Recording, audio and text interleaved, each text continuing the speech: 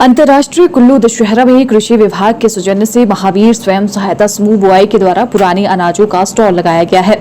इस स्टॉल लगाने का मुख्य उद्देश्य पुराने अनाजों को प्रमोट करना है और इन अनाजों में पौष्टिकता अधिक मात्रा में होती है। इनका सेवन करने से कई बीमारियों का खात्मा होता है। स्टॉल में पुरानी अनाज जैसे कोदरा, घांगड़ी, सरियारा की चाय, खिचड़ी, सिड्डू बनाए जा रहे हैं। साथ ही लोगों को भी जागरूक किया जा रहा है। वहीं बुआई पंचायत प्रधान मोहर सिंह ने बताया कि महावीर स्वयं सहायता समूह के द्वारा कृषि विभाग की ओर से मिलेट्स 2023 प्रमोशन के लिए एग्जीबिशन लगाई गई है। उन्होंने कहा कि पुराने अनाजों को प्रमोट करने के लिए स्टॉल लगाया गया है। उन्होंने कहा कि कोदरे की चाय, कोदरे के चावल, खिचड़ी और सरियारा की खिचड़ी बनाई गई है और कोदरे के सिड्डू भी बनाए गए हैं जो कि बेहद ही पौष्टिक होते हैं। उन्होंने कहा कि स्टॉल लगाने से लोगों को ऑर्गेनिक पौष्टिक अनाजों का सेवन करवाया जा रहा है ताकि लोगों को इस पौष्टिक अनाजों की जानकारी मिल सके।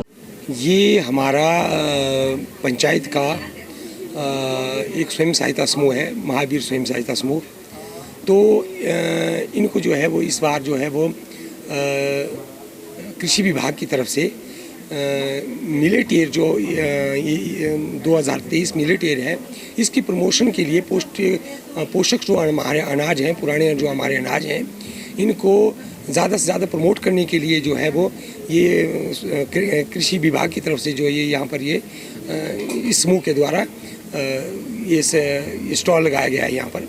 तो इसमें जो है वो पुराने अनाज जैसे कोदरा होता है, हमारे गांव में घांगड़ी होती है, रामदाना, सरियारा होता है और इस प्रकार से कई जो अनाज होते हैं, तो उनके क्या नाम के लिए जो है इसको प्रमोट करने के लिए, इसको जो है खाने के लिए जो ये सब कुछ रखा गया है इसमें। तो इसमें कोदरे की जैसे हम इन्होंने चाय बनाई है, कोदरे की चाय बनाया है, घांगड़ी का भात और जो खिचड़ी बनती है वो भी बनाया गया है, ये बनाया गया है इसमें। और सरियारा की रामदाना जिसको बोलते हैं उसकी खीर भी बनाई गई यहाँ पर है, इन्होंने बनाई गई है।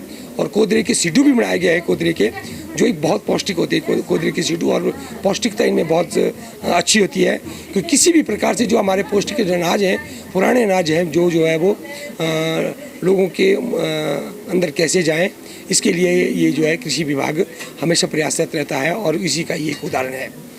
जैसे कि पुराने समय में हम देखते हैं कि जो हमारे बुज़ुर्ग हैं, आज दशहरे में हम देख रहे हैं 80-80 साल के बुज़ुर्ग, 85-85 साल के जो बुज़ुर्ग हैं वो बिल्कुल हट्टे कट्टे देवते के साथ चले हुए हैं।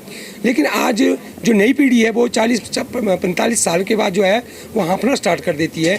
तो इन बुज़ुर्गों ने इस प्रकार के पौष्टिक अनाजों का पहले से लेकर के सेवन किया हुआ है।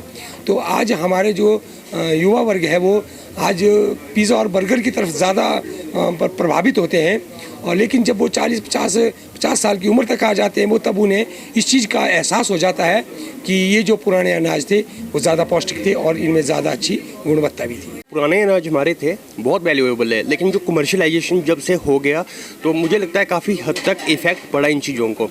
अब जो इंटरनेशनल ईयर ऑफ मिलेट बोले या फिर जो गवर्नमेंट की पॉलिसीज़ आ रही है, मुझे लगता है काफ़ी अच्छी है। जैसे जो इनकी उपजाऊ भी है, वहाँ पर वाटर की इतनी रिक्वायरमेंट है नहीं। इंडिया भी डेफिसिट फील कर रहा है वाटर में, बल्कि वाटर स्कैर्सिटी बहुत है इंडिया में।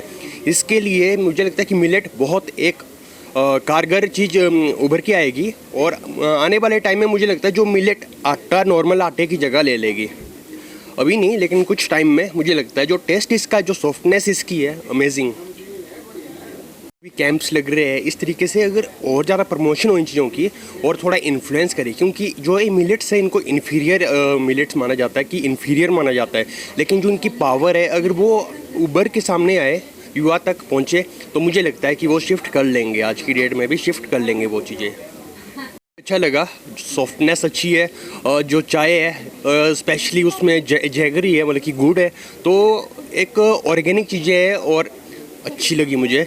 जो कमर्शियलाइजेशन चीज़ें हैं जैसे पिज़्ज़ा, बर्गर, अगर इससे ट्राई किया जाए कि इससे किस तरीके से उस चीज़ों को लाया जाए, तो मुझे लगता है कि कमर्शियलाइजेशन के साथ इन चीज़ों का प्रमोशन भी होगा।